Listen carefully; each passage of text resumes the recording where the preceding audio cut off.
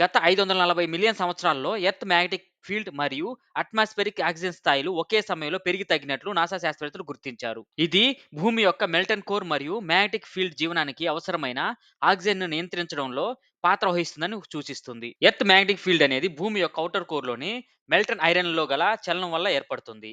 ఇది భూమిని సూర్యుడి నుండి రక్షిస్తుంది. అట్మాస్ఫిరిక్ ఆక్సిజన్ స్థాయిలు జీవనానికి కీలకం. ఇవి కేంబ్రియన్ ఎక్స్‌ప్లోషన్ తర్వాత అనేక మార్పులకు లోనయ్యాయి. శాస్త్రవేత్తలు గుర్తించిన విషయం ఏమిటంటే, మ్యాగ్నెటిక్ ఫీల్డ్ బలంగా ఉన్నప్పుడు ఆక్సిజన్ స్థాయిలు ఎక్కువగా ఉండేవి. బలహీనపడినప్పుడు ఆక్సిజన్ స్థాయిలు తగ్గేవి.